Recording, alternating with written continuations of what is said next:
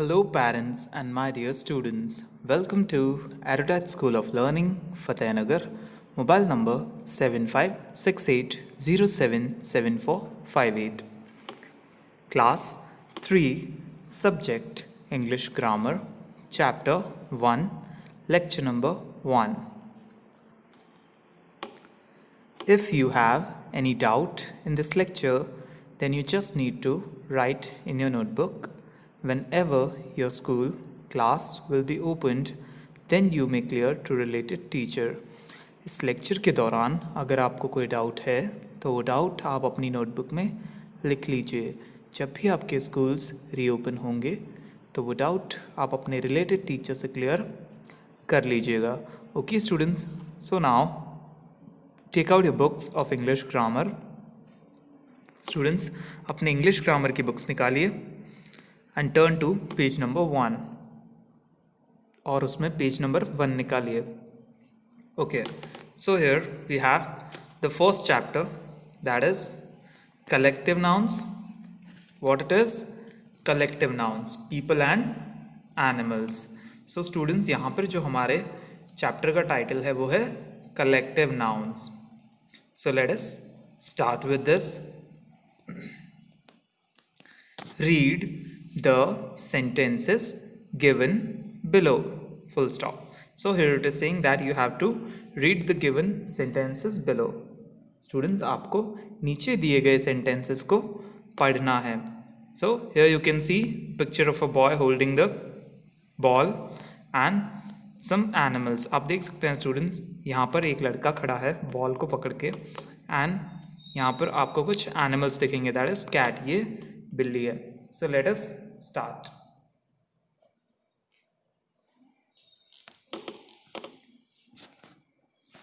Sanju was selected to be a part of the football team. Full stop. So it is saying that Sanju was selected to be a part of the football team. Now, what is team? Sanju था selected, चुना गया, to be a part, एक हिस्सा बनने के लिए, of the football team, यानी football team का एक हिस्सा बनने के लिए उसे भी चुना गया. किसे? संजू को. सो स्टूडेंट्स, यहाँ पर आप देख सकते हैं टीम जो है TEAM टीम, उसे रेड में लिखा गया है. सो यहाँ पर जो कलेक्टिव नाउन है वो होगा टीम, यानी समूह, खिलाड़ियों का समूह. जो फुटबॉल खेलने वाले हैं उनका एक समूह यानी एक ग्रुप, उसे हम टीम कहते हैं. Next. Okay, my cat gave birth to a litter of kittens last week. Full stop. So what does it means?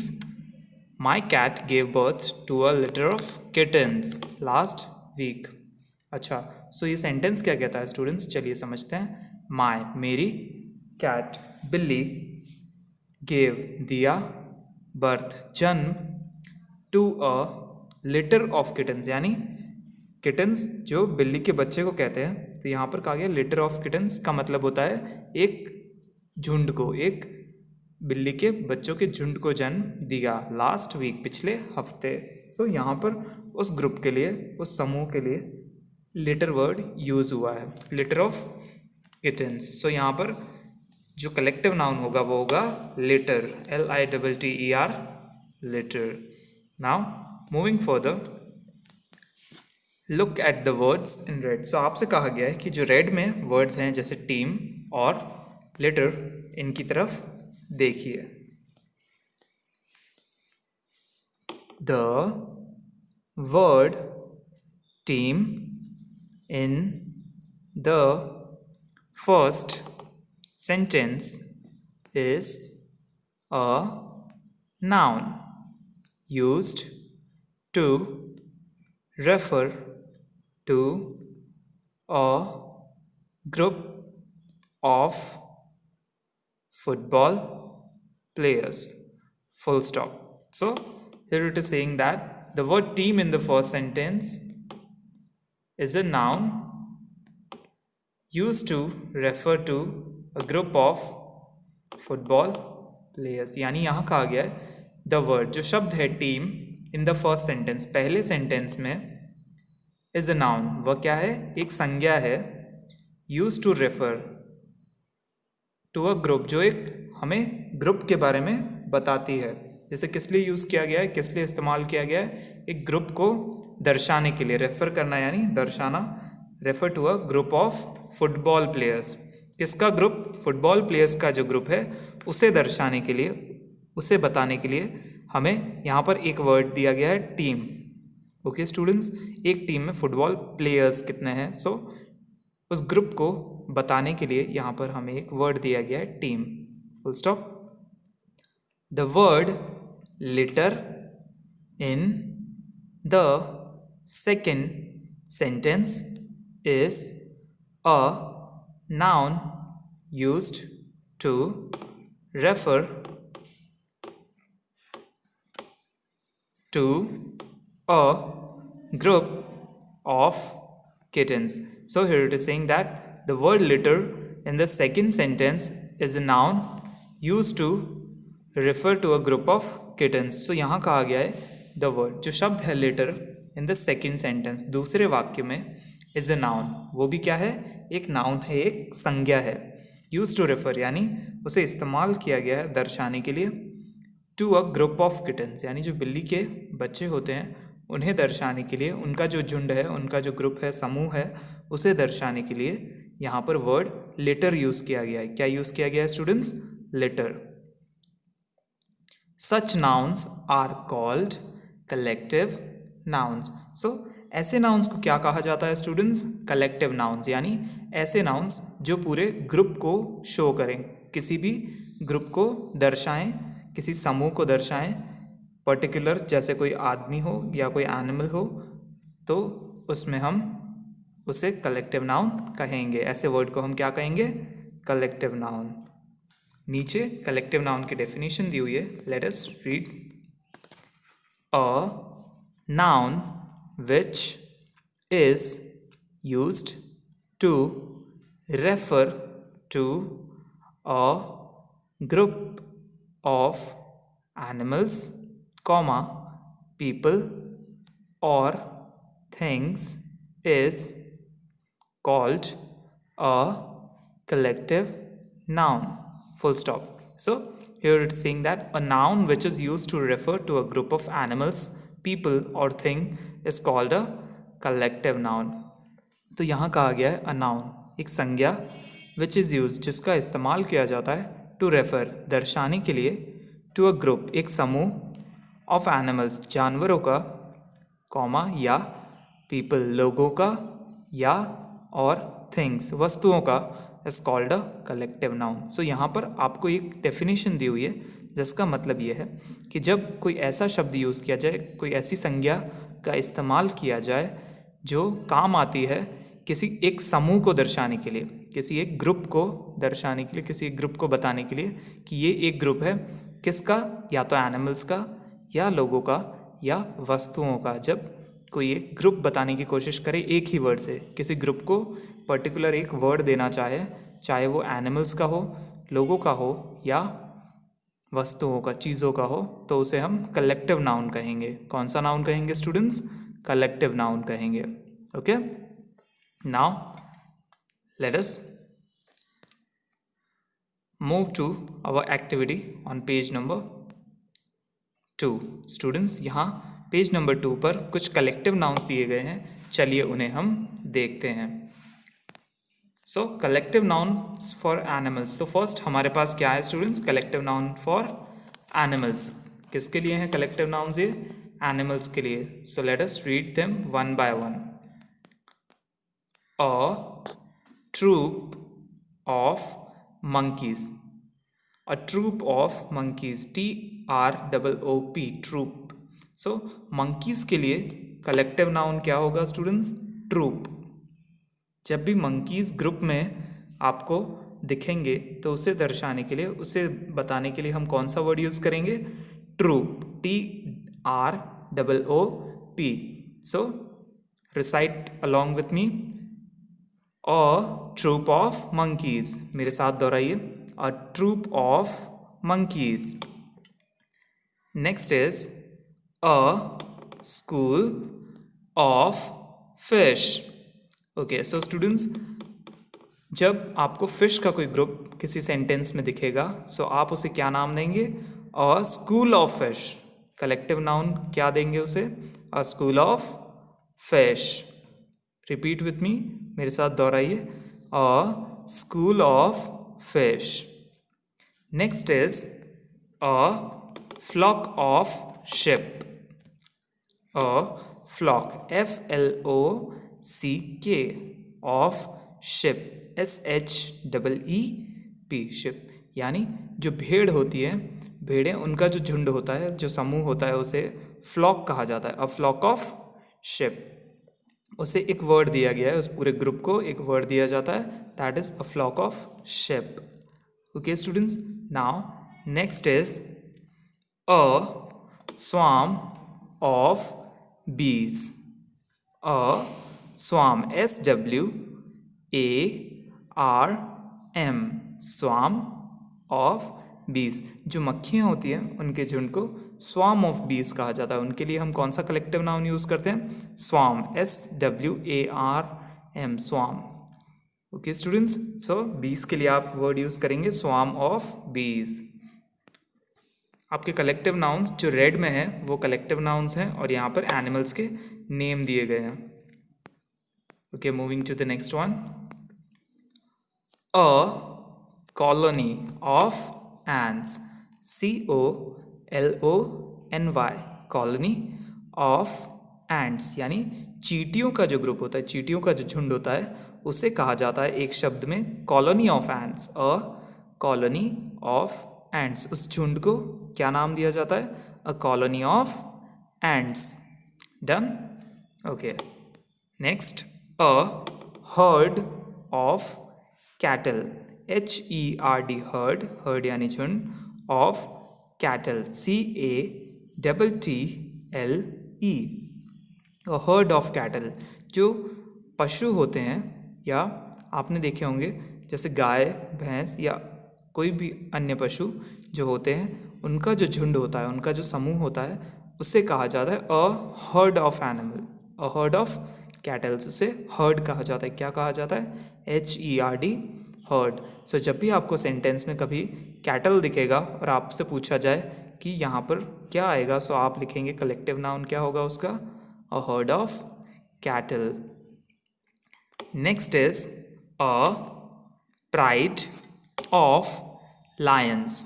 Okay students, so lions के लिए, lion का जो झुंड होता है, जो समूह होता है, उसके लिए हम कौन सा वर्ड यूज़ करेंगे? A pride of lions, PRIDE, pride. आपको रेड में प्राइड दिख रहा है. सो lions के लिए जो कलेक्टिव नाउन हम यूज़ करेंगे वो होगा प्राइड. क्या होगा स्टूडेंट्स?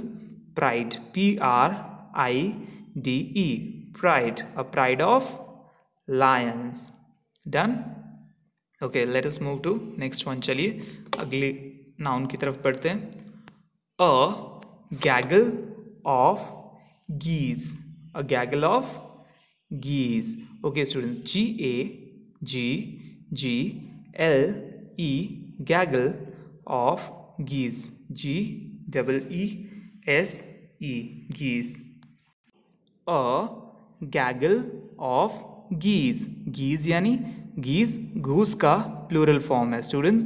घूस एक पानी में रहने वाला पक्षी है, तो उसे घूस कहा जाता है. और घूस सिंगुलर फॉर्म है गीज का. जब घूस ज़्यादा होते हैं, अपनी काउंटिंग में ज़्यादा होते हैं, वो प्लूरल होते हैं, तो उसे गीज कहा जाता है, GEESE. सो गीज के लिए जो कलेक्टिव नाउन हम यूज करेंगे वो होगा गैगल. क्या होगा वो? Gaggle. Okay, now let us move to the next one. Okay, a flock, FLOCK, K, flock of birds. A flock of birds यानी जो चिड़िया होती है उसके झुंड को क्या कहा जाता है? Flock. FLOCK, flock. A flock of birds. Next is a bask of crocodiles. So here it is said a bask, BASK, bask of crocodile, CROCODILES, crocodiles. A bask of crocodiles. So crocodiles का जो झुंड होता है, मगरमच्छ का जो झुंड होता है, उसे कौन सा कलेक्टिव नाउन हम देंगे? It is bask, bask of crocodiles. Okay students, now next, a swarm of butterflies. A swarm of butterflies. So butterflies, तितलियों का जो झुंड होता है, जो समूह होता है, उसके लिए हम कौन सा वर्ड यूज करेंगे? It is swarm, SWARM, swarm of butterflies. Okay, so we will use swarm of butterflies. Okay, now a tribe, TRIBE, tribe of goats, GOATS, goats यानी जो बकरों का झुंड होता है, बकरे या बकरियों का झुंड, उसे हम क्या कहेंगे स्टूडेंट्स? ट्राइब. क्या कहेंगे? Tribe, TRIBE. और ट्राइब ऑफ गोट्स, क्या कहा जाएगा उसे? अ ट्राइब ऑफ गोट्स, बकरियों का झुंड. सो उसे हम ट्राइब कहेंगे, उस ग्रुप को ट्राइब कहेंगे. Okay, so below here we have some activity to do. Students, हमारे पास नीचे इस पैसेज में एक एक्टिविटी है जो हमें करनी है. So let us start with this. Read the following passage and underline the collective nouns for animals used in it. So students, इसमें हमें क्या करना है? इस पैसेज को रीड करना है और अंडरलाइन करना है उन कलेक्टिव नाउन्स को जो एनिमल्स के लिए यूज़ किए गए हैं. ओके, ओनली कलेक्टिव नाउन्स को, पूरे सेंटेंस को नहीं. आपको सिर्फ उस कलेक्टिव नाउन को यूज़ करना है जो एनिमल्स के लिए यूज़ किया गया है, उसे अंडरलाइन करना है. So let us start. चलिए शुरू करते हैं. Tony and Tina went on a trip to the zoo with their grandpa. Okay, so in the first sentence it is Tony and Tina went on a trip to the zoo with their grandpa. तो यहाँ कहा गया Tony और टीना गए एक trip पर जू के लिए विद देयर ग्रैंड पेरेंट, यानी अपने दादाजी के साथ. यहाँ कहा गया टोनी और टीना अपने दादाजी के साथ जू के लिए रवाना होते हैं.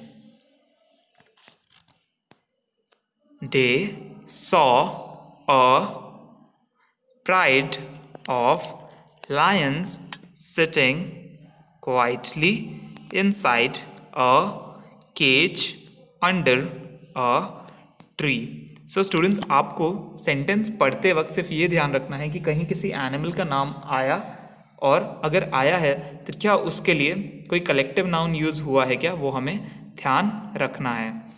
They saw, उन्होंने देखा, a pride of lions. देखिए स्टूडेंट्स, यहाँ पर आ गया lions और उसके आगे कलेक्टिव नाउन यूज किया गया है pride. So students, take out your pencils, अपनी पेंसिल निकालिए और अंडरलाइन कीजिए प्राइड को. Students, underline the word pride. आप प्राइड को अंडरलाइन कीजिए. डन. सिटिंग, बैठे हुए चुपचाप, इनसाइड अ केज, केज के अंदर, पिंजरे के अंदर, अंडर अ ट्री, एक पेड़ के नीचे. तो उन्होंने क्या देखा? उन्होंने एक शेरों के झुंड को देखा जो कि पिंजरे के अंदर बैठा हुआ था चुपचाप एक पेड़ के नीचे. After walking for a while, they saw a basque of crocodiles sleeping on the bank of the river. So next sentence में कहा गया after walking for a while they saw a bask of crocodiles sleeping on the bank of the river. Student यहाँ पर भी आप थोड़ा ध्यान दीजिएगा। आफ्टर वॉकिंग चलने के बाद, फॉर अ वाइल कुछ देर, दे सॉ उन्होंने देखा, अ बास्क ऑफ क्रोकोडाइल्स। सो कौन सा एनिमल यहाँ पर यूज हुआ है? क्रोकोडाइल। ओके स्टूडेंट्स, यहाँ पर क्रोकोडाइल का नाम आया है एंड उसके लिए कौन सा कलेक्टिव नाउन यूज किया गया है? That is bask, BASK। कौन सा कलेक्टिव नाउन है? BASK, bask. सो आप इस बास्क वर्ड को अंडरलाइन कर लीजिए अपनी पेंसिल से। स्टूडेंट्स अपनी पेंसिल से बास्क को अंडरलाइन कीजिए। Done. Bask of crocodiles sleeping, सोते हुए, on the bank of the river, यानी नदी के तट पर। तो यहाँ कहा गया है कि कुछ देर चलने के बाद उन्होंने एक मगरमच्छ के झुंड को या समूह को देखा जो कि सो रहा था नदी के किनारे। But soon they were attracted to a chattering troop of monkeys nearby. So next sentence में कहा गया है but soon they were attracted to a chattering troop of monkeys. Students यहाँ ध्यान दीजिएगा, troop of monkeys nearby. but लेकिन soon जल्द ही they were attracted वे आकर्षित हुए to a chattering, chatter करना यानी आवाज़ निकालना, जो मंकी साउंड निकालते हैं उसे चैटर कहते हैं। तो वो चैटर कर रहे थे यानी चैटरिंग हो गया वो, चैटरिंग ट्रूप। यहाँ पर मंकी के लिए जो कलेक्टिव नाउन यूज़ किया गया है वो है ट्रूप। कौन सा वर्ड होता है वो? ट्रूप। कलेक्टिव नाउन कौन सा है students? Troop of monkeys. So बंदरों के झुंड को उन्होंने शोर करते हुए देखा, नियर बाय, पास ही। तो यहाँ कहा गया कि उन्होंने जल्द ही बंदरों के एक झुंड को शोर करते हुए देखा और वे उससे काफ़ी आकर्षित हुए। सो हमारा वर्ड कौन सा होगा कलेक्टिव नाउन इसमें? ट्रूप। स्टूडेंट्स आप अंडरलाइन कीजिए वर्ड ट्रूप को। Done. Okay, next sentence, they fed bananas to the monkeys. So next sentence है हमारा, they fed bananas to the monkeys, यानी उन्होंने फेड खिलाया, बनानास केले, टू द मंकीज उन्होंने मंकीज को खाने के लिए बनानास दिए, मंकी को, बंदरों को केले दिए खाने के लिए। Later comma they saw a gaggle of geese swimming in a small pond inside the zoo. Full stop. So later they saw a gaggle of geese swimming in a small pond inside the zoo. So students यहाँ देखिए, later बाद में they saw उन्होंने देखा a gaggle of geese, यानी यहाँ पर गीस का जो समूह है, जो झुंड है, उसे देखा उन्होंने स्विमिंग, तैरते हुए, इन अ स्मॉल पॉन्ड, एक छोटे से तालाब में, इनसाइड द जू, जू में ही एक छोटे से तालाब में उन्होंने गीस को तैरते हुए देखा। सो स्टूडेंट्स यहाँ देखिए, जो गीस का समूह है, जो झुंड है उसका, उसके लिए क्या कलेक्टिव नाउन यूज़ किया गया है? वो वर्ड है गैगल। कौन सा है वो वर्ड? गैगल। स्टूडेंट्स ध्यान दीजिए, कौन सा वर्ड है वो? गैगल, gaggle of geese. So underline the word gaggle. Students underline कीजिए वर्ड गैगल को। Okay, done. Okay, now let us move to the next sentence. After seeing all the animals they had lunch with their grandpa and returned home. So here it is saying that after seeing all the animals, देखने के बाद सारे जानवरों को, they had lunch, उन्होंने अपना lunch किया, with their grandpa, अपने grandpa के साथ, and returned home, और घर लौट गए। So students here we complete our activity, यहाँ हमने हमारी एक्टिविटी कंप्लीट कर दी है और आपने कलेक्टिव नाउन्स अंडरलाइन कर लिए होंगे. So after making underline it would be some like what this. जब आपने अंडरलाइन कर लिया होगा तो वो कुछ इस तरह से दिखेगा. चेक इट स्टूडेंट्स, आप चेक कर लीजिए कि कहीं आपने कोई वर्ड मिस तो नहीं कर दिया. Okay, so students you have to revise all this table collective nouns for animals. Students, आपको ये कलेक्टिव नाउन्स फॉर एनिमल्स घर पे रिवाइज करना है और बाय हार्ट लर्न करना है. ओके स्टूडेंट्स, यही आपका होमवर्क है आज के लिए. I hope you like the video. Thank you for watching.